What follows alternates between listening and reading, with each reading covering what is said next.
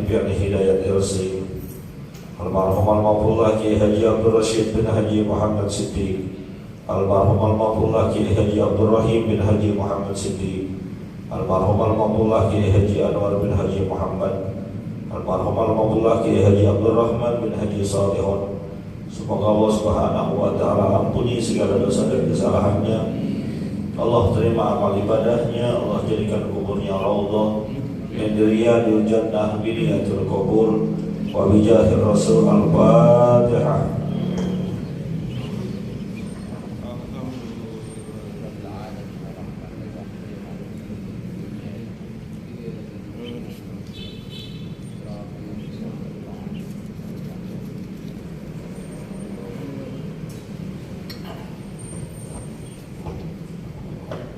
Lanjutkan bacaan kita. Bismillahirrahmanirrahim.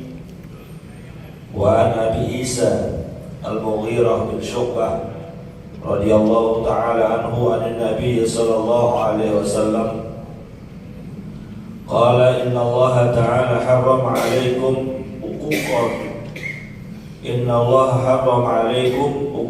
ummahat wa man'an wa hatin wa wa'dul banati wa kariha lakum qila wa qala wa kathrat as-su'ali wa idu'atal mali. Muttafaqun alaih. Masih melanjutkan pembahasan kitab Riyadhus Shalihin pada bab larangan durhaka kepada orang tua dan juga larangan memutuskan tali silaturahim.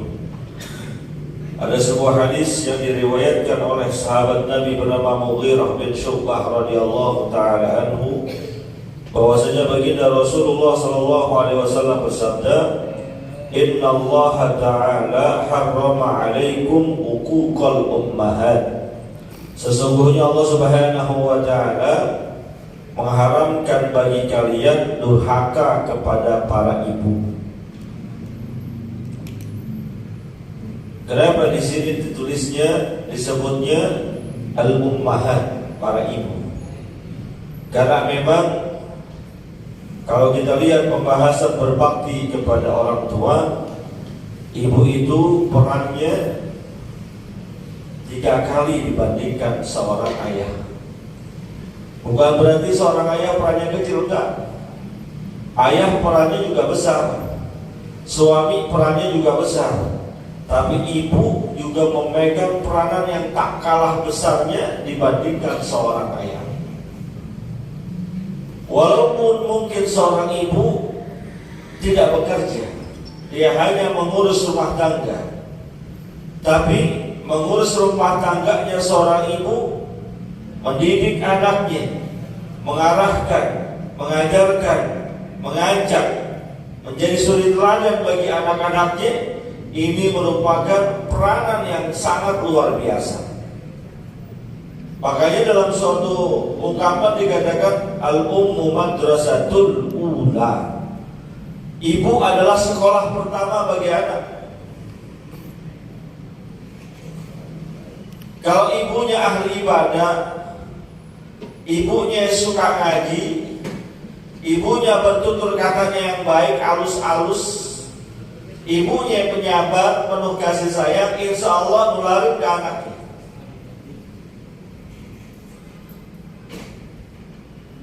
Tapi kalau ibunya nggak doyan ngaji,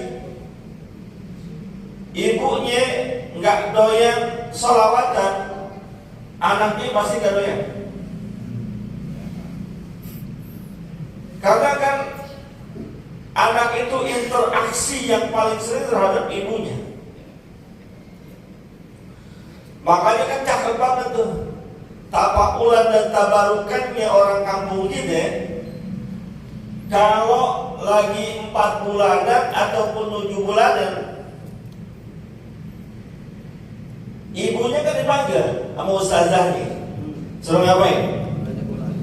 Baca surah Yusuf, baca surah Maryam, baca lagi surah Luqman dan lain sebagainya. Yang disuruh ibunya bukan bapaknya. Jelas Pak Ustaz, yang hamil kan ibunya bukan bapaknya. Bukan cuma itu, karena apa yang ibu ucapkan itu terdengar oleh anak yang ada dalam rahim. Potensi yang pertama kali berfungsi dalam tubuh kita manusia kuping. Makanya bahasanya Allah inna sam'a, pendengaran dulu. Ini yang pertama kali berfungsi dengan baik dalam tubuh kita kuping.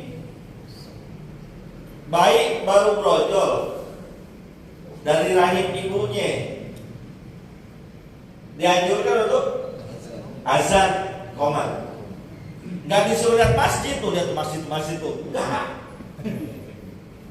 Karena memang belum berfungsi dengan baik matanya, tapi telinganya sudah langsung berfungsi. Diazankan dan dikomatkan agar terdengar pertama kali di telinganya kalimat lafzul jalalah Allahu Akbar. Maka kalau ibunya doyan sholawatan, ibunya doyan ngaji, ibunya tutur katanya cakep, dijaga, ini anak bakalan ngikutin. Tapi kalau ibunya doyannya dangdutan, koplo lagi, doyannya K-pop, TikTok, apalagi ya ini anak bakalan ngikutin udah pasti. Karena peran dan jasa luar biasa dari seorang ibu, maka kehormatan memuliakan orang tua didahulukan kepada seorang ibu. Lihat cerita-cerita tentang durhaka kepada orang tua. Jarang ada cerita durhaka kepada ayah, jarang. Mau dari versi agama ataupun versi dongeng, pasti ibu. Contoh, Juraid. Yang dikecewakan oleh Juraid siapa? Ibunya. Alqamah, yang dikecewakan oleh Alqamah siapa? Ibunya. Malik Kundang, yang membuat dia dikutuk jadi batu karena mengecewakan ibunya, bukan bapaknya. Maka oleh karena itu seorang ibu harus bisa menjaga lisannya, harus bisa menjaga mulutnya agar tidak keluar dari mulut yang mulia ini kalimat-kalimat, kutukan-kutukan, doa-doa yang bisa membahayakan anaknya. Sekesal-kesalnya ibu, doanya bagus. Anak bangor banget, bandel banget, gue doain supaya pinter loh. Uang ibunya dicolongin mulu. Ada gak anak yang suka colongin uang ibunya? Ada ya? Gue doain supaya menjadi orang kaya dah, biar gak nyolongin duit gue. Jangan disumpahin yang kagak-kagak. Kalau disumpahin yang kagak-kagak, doanya, sumpahnya sampai ke aras diijabah oleh Allah. Celaka tuh anak nyusahin ibunya juga kan.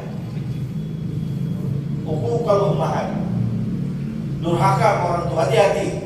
Khususnya ibu kita yang masih pada punya ibu nih, termasuk saya.